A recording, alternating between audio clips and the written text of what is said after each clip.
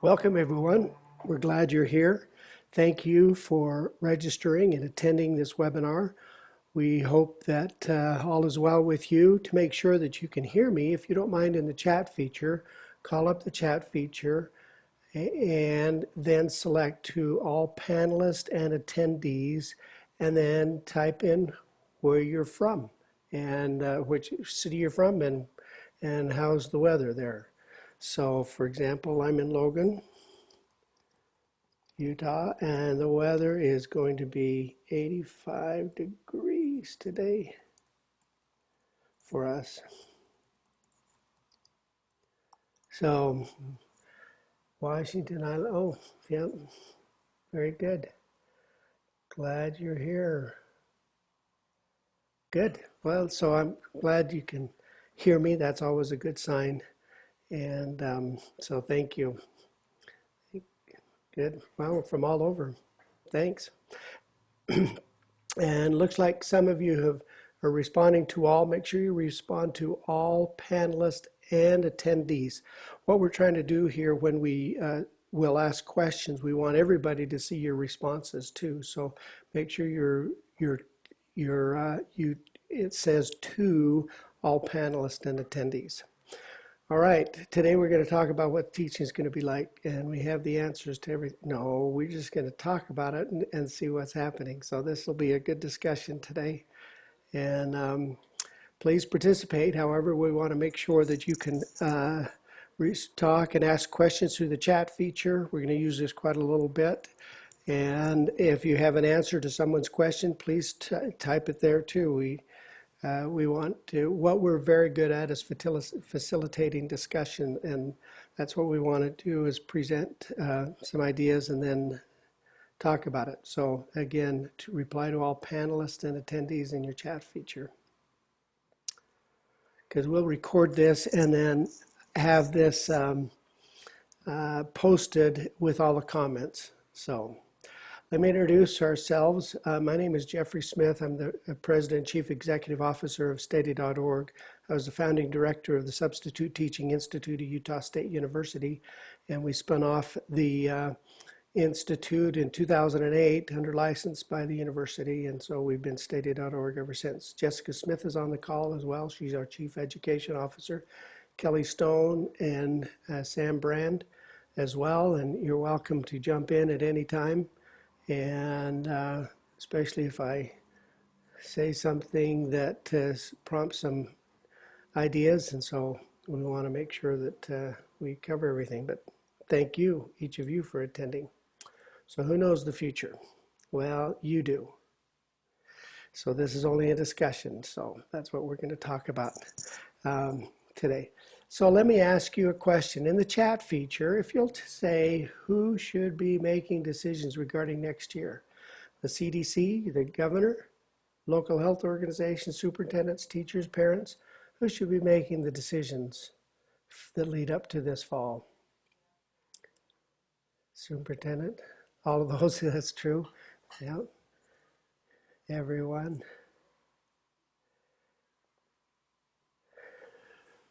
Yeah, you know, all their stakeholders.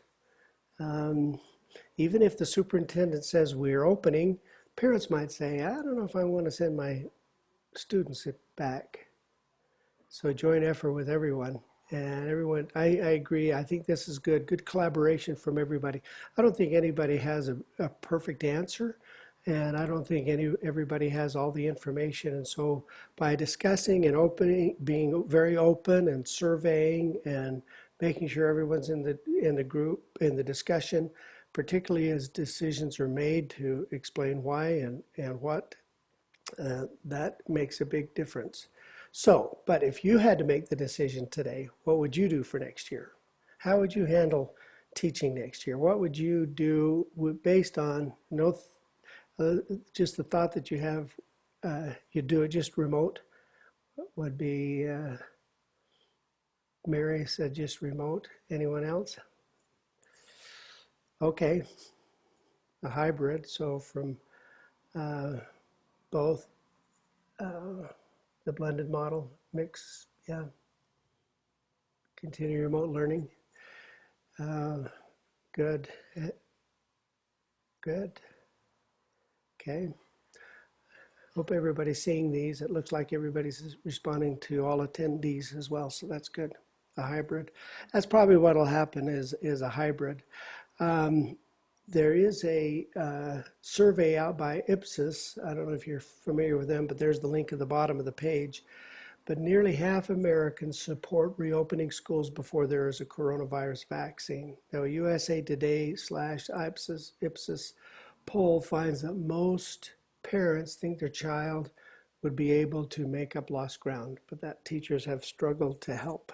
So that's what they found. Also, they've also found that a vast majority of schools across the country have developed alternative teaching arrangements due to the coronavirus pandemic.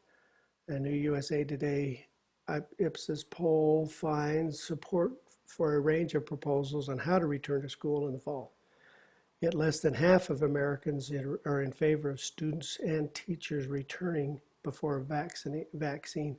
So this is kind of interesting, you know, if at what point in time do we feel safe, or will we be able to do it? It's interesting that most parents of school-age children feel their kids have adopted well to online learning. So that's interesting, and we'll have some statistics here. So Tim says, I believe the same survey shows most teachers would hesitate to return before vaccine. I think the survey is there. I think you're probably correct. I think it was 69% was concerned about that. That they were hesitant. I think you're right. So EdSurge published an article, and most of you talked about this. Here are the possibilities of what could happen this fall. One is a brick-to-click learning. That's brick, meaning brick and mortar, showing up to school and then having some learning at home, or a click to start. First one is brick to click, meaning they'll start in schools, and then if it gets too bad, they'll have to go remote learning. Click and brick is they're starting remotely, and as things settle down, be able to come back to school sometime during the year. Blended would be that they would do both online and in-person learning, meaning that they would be maybe a fifth of the students would come in on Monday and a fifth on Tuesday, so they're really spread out, but everybody would go in maybe once a week or something like that. And then the fourth option is strictly online. And there's the article. It's right on their front page, edsurge.com, which is very good. They also had another article there that I thought was very fascinating. I wanted to talk about this. This professor, now he is a college professor, he teaches, but there's a lot of applicable things that could be done in K-12.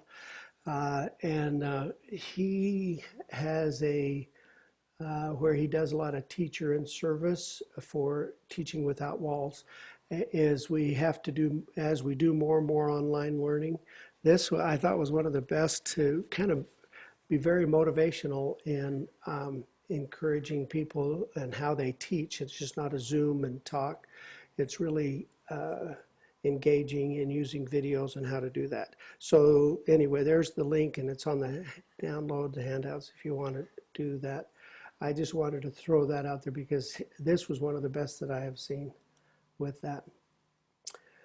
So let me ask you a question. How effective do you think your teachers felt in their teaching after March 15th of 2020? And so tell us how comfortable you think they were, how effective, were they really pleased with what happened?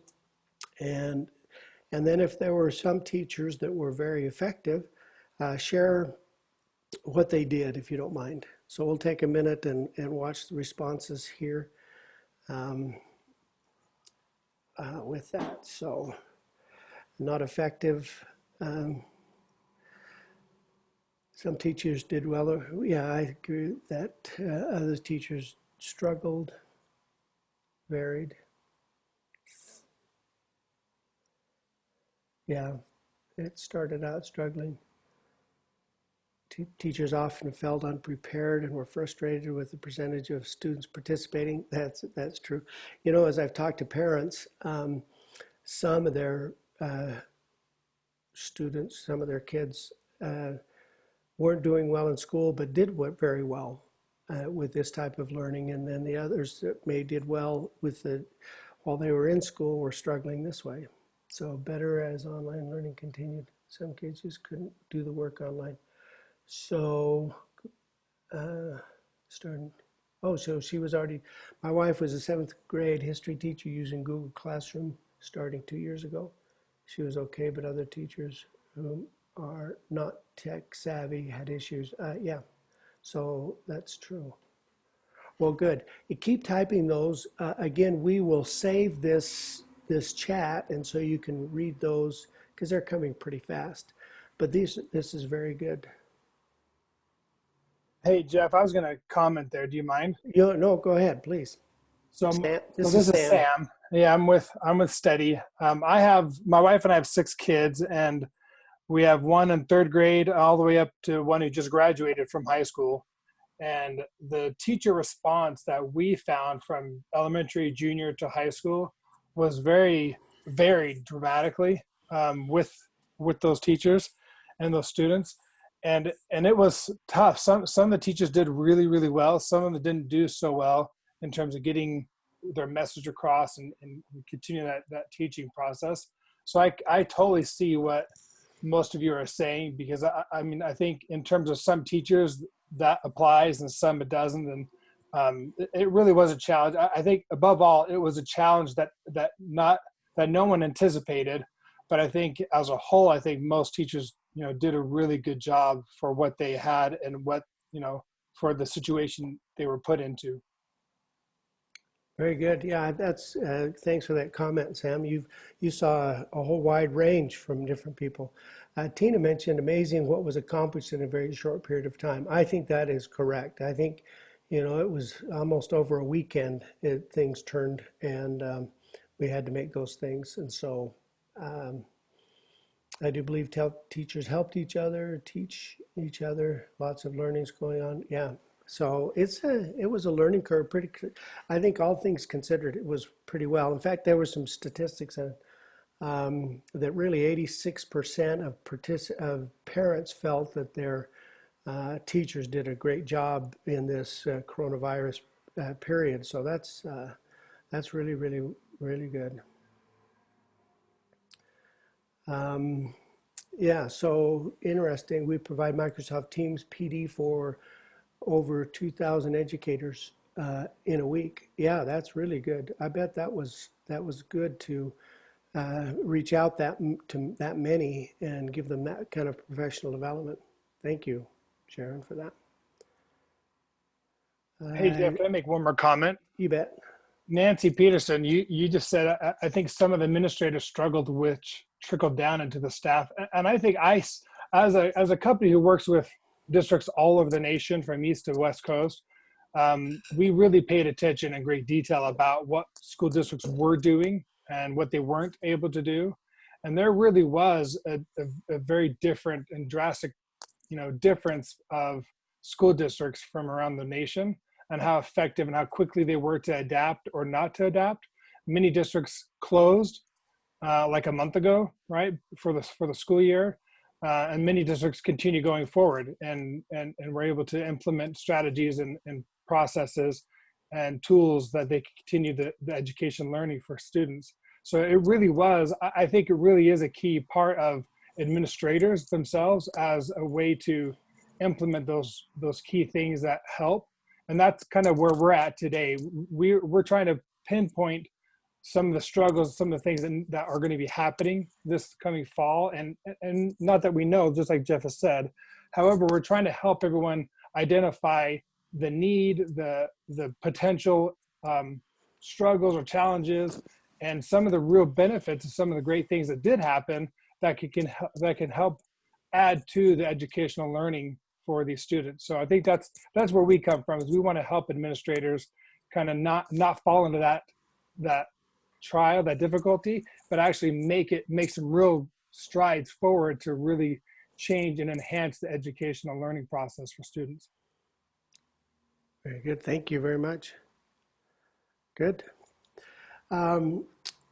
USA Today had an article this week that said 20% of the teachers will not return for fall 2020. These teachers are concerned what's going to happen, and so they say 1 out of 5 will not return. Now, last year, the National Center for Educational Statistics said that 8% of the teachers were leaving the profession yearly, and so it's up from 8% to 20%. It also said, the NCES said that 8% leave the profession, 8% change schools, so that's 16% for a given school. So it is up, but this says that 20% are leaving education altogether. Could be a possibility, so that might be a big challenge for districts. Oh, okay, so in California, Friday, the governor calls reopening schools a bottom-up process. And so really, it's the local public health officials that will try to help make the decision, both for summer camps and oh, sorry, I was just reading what okay, Tim, you're good. So thanks. I want to read, Tim says in the chat, USA Today survey noted that the number of teachers 55 and older thinking about leaving was particularly high. Not surprising. Yeah, that's true. Okay, thanks. I'll stop reading the chats because they're kind of interesting. Okay, let's go ahead. Anyway, so he says, suggesting it's from the bottom up, and that's a good way to do it because we're a lot different here in Logan than Ogden was, or in Salt Lake, or even Park City. That's where the biggest outbreak was in Park City, and we're pretty a lot more remote here in Cache Valley than we are down there. Another survey that was just done and completed, and it's a long link at the bottom, but if you want to email us, we can send you that so you don't have to type it in. But this is Wisconsin's ASPA. They have survey results just out. I think they came yesterday or the day before. Are you compensating all staff in these employee categories during the school year? And so I thought this was kind of interesting for you to help so you could see what your district is doing, if that helps in any way. Compensating all teachers, 94%. Custodial maintenance, 76%. Coaches, 28%. Substitutes, 1.3%.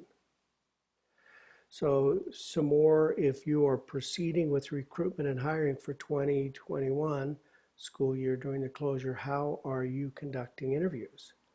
So out of 229 responding, virtual platform was 75%.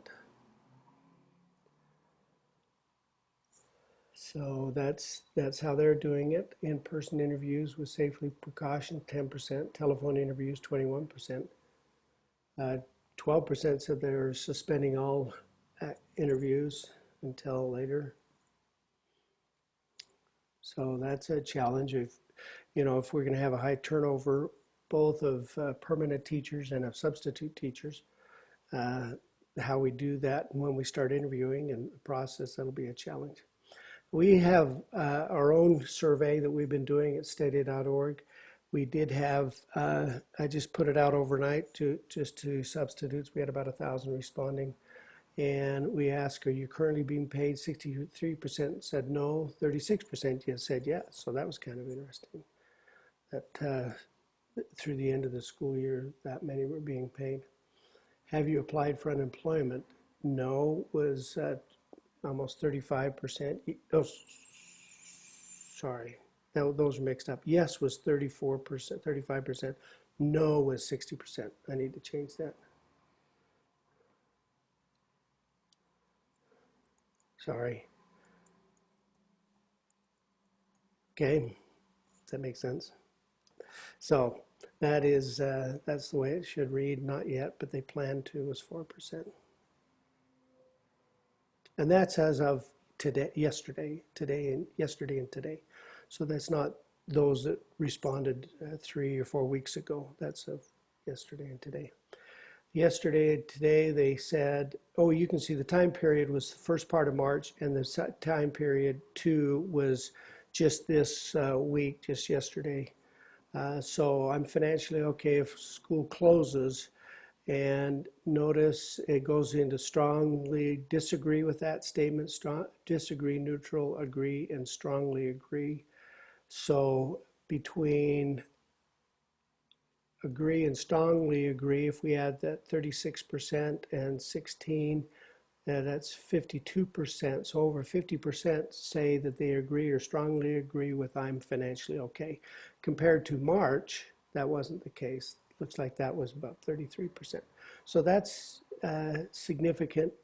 More feel more comfortable with their finances now than they did then, which is interesting. So maybe they will, if their finances are okay, they might not look for other employment. They might stick around and sub, or they might say it's too dangerous and not sub. So, Can I say something? Please, yes, Kelly. Hi, it's Kelly.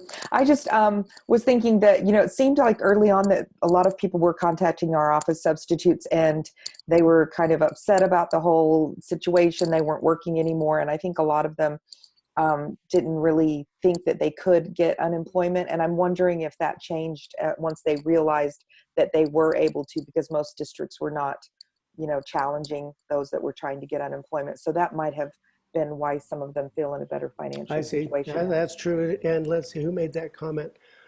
Terry on the chat, many receive unemployment and were better off financially. That's true. And then Tim also put on the chat, we'll be hosting our second virtual job fair for teachers of this hiring season on June 25th. The first event was good. Yeah, great. I'm glad you posted that, Tim. AAEE is a great organization, and so that's good. Hope that those go well. Thank you. Okay, good. All right. So in the survey we ask, are you looking for other employment? And this is, again, this week they said 60%, and that's pretty much the same as what it was in March. No, not yet. And so 60% are not looking for an employment, for other employment. And tutoring was 10%, childcare, online teaching was 10%.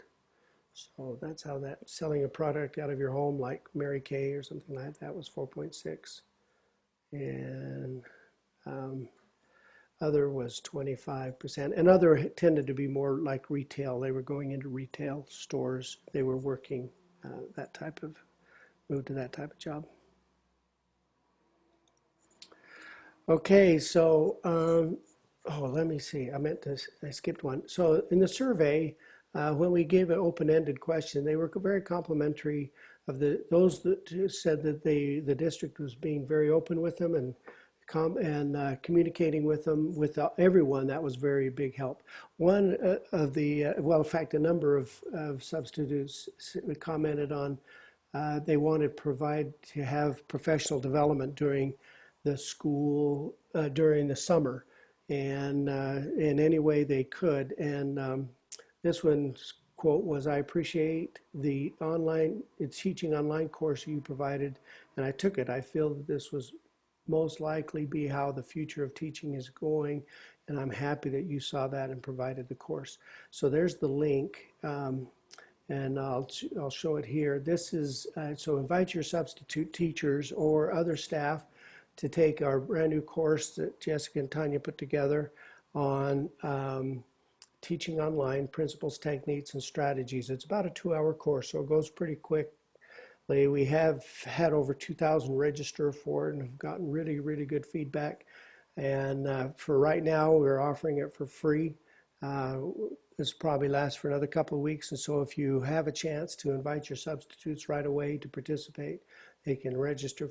I should say substitutes, actually all people. One reason we wrote this is we think that more and more there's going to be online learning, and not all teachers can just do it. And so they're going to use they need to use the media specialist and other specialists in the district, as well as substitute teachers, to help with that. And so we encourage all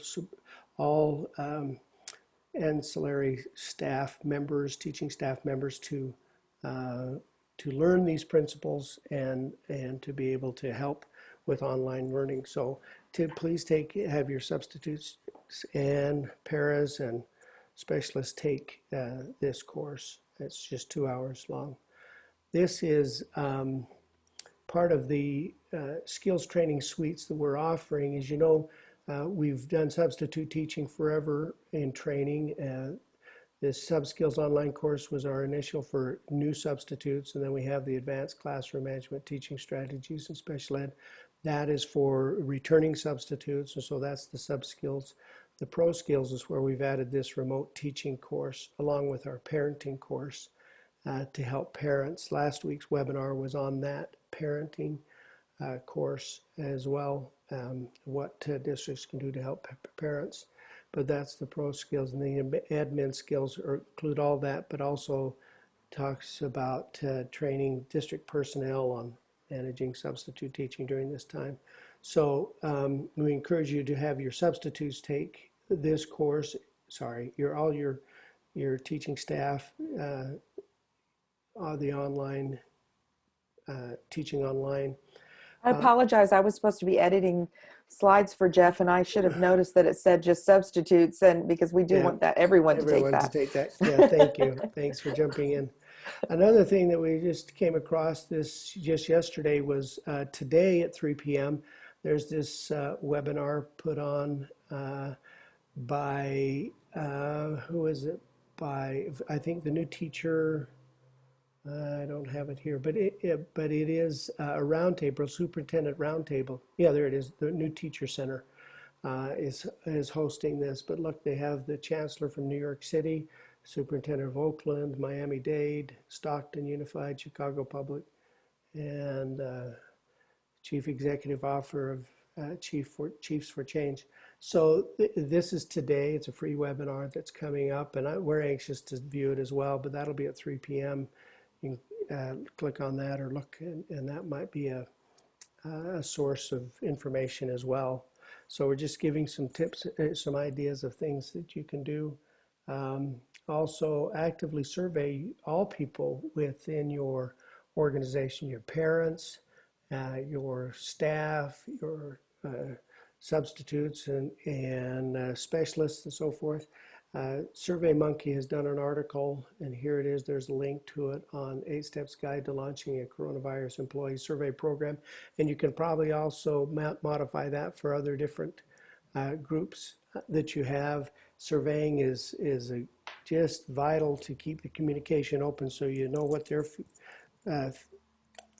feeling and want to take to be able to address their needs. Now I'm just looking at the chat. How long will that be free of charge? Not sure, actually. Probably within the next couple of weeks. Let's say June 15th. It'll be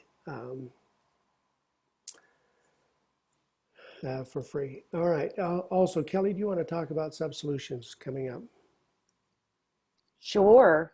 We're excited. Of course, it's a little more exciting when we get to go to fun places like Jackson Hole and Park City. But because of the pandemic, we have decided that it's safer and better for us to all just be online this year. The good thing about that, though, is it means that you can have a lot more people participate from your district than you might have been able to afford to send out to Jackson Hole or Park City. You know, that can be expensive for travel costs and hotel reservations and all that stuff. So what we're doing is we're making it real easy for you. If you'll sign up for what we call our active listening mode, you can participate in the conference in a way that's a little different than our webinars. You'll actually be able to comment, raise your hand, and we'll call on you to comment. And just like you were in a conference, in a live conference, we're going to make it the best we can. We have people from all over the country participating and presenting. It won't just be the same old STEDI people. We'll have people from school districts, just like yours, that will present for us. And if you're interested in doing that, then please let me know. We'd love to hear, if you've got some expert advice on something, we'd love to hear about it, especially as we're in this interesting situation with the pandemic. We are going to be covering things that relate very specifically to that. So please join us. It was the live conference was going to be the week of July 6th. So we've just kept that same date, but rather than expecting you to, be in conferences all day, we'll just do 2 hours a day of webinars. Again, there'll be interactive webinars, and we really would love to have you join us. Thank you. Let me also point out we have, let's see, what do you see? Do you see my screen? We see your screen with the SubSolutions slide. Is that? Yeah, okay. Is that all you see? Okay, so it's still up, sorry. I was going to our website, stedi.org/webinars. That has,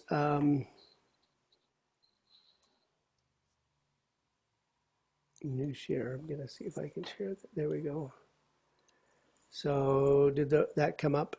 So this is our stedi.org/webinars. That's where today's will be posted. But also last week we did parenting, pandemic parenting, what schools can do, preparing staff, meaning subs, paras, specialists, and parents. So we have a lot of resources here, past webinars that you can you can view at your leisure. Today, I will have today's webinar posted, the recording here, and so you can take a look at that. But there's a lot of resources here on this website as well as on stedi.org/administrators. There's a lot of good information there for administrators with that. All right, so I'm going to go back here and I can never tell what I'm showing. Here's our contact information. If you have any questions, comments, and different things, no one, because you and I are not the decision makers.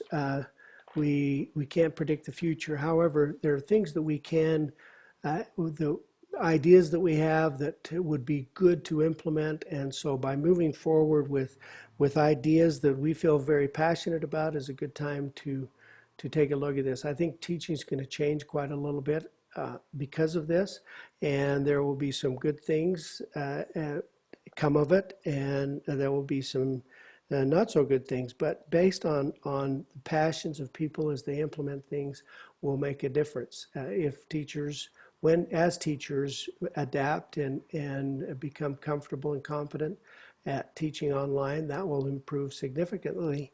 And I think as we monitor that and help that, we can be a force for change. And so our discussions here are just to share with what we've learned and to just continue the discussion going on. So we want to continue that. Sam, do you want to talk about next week? What's happening next week?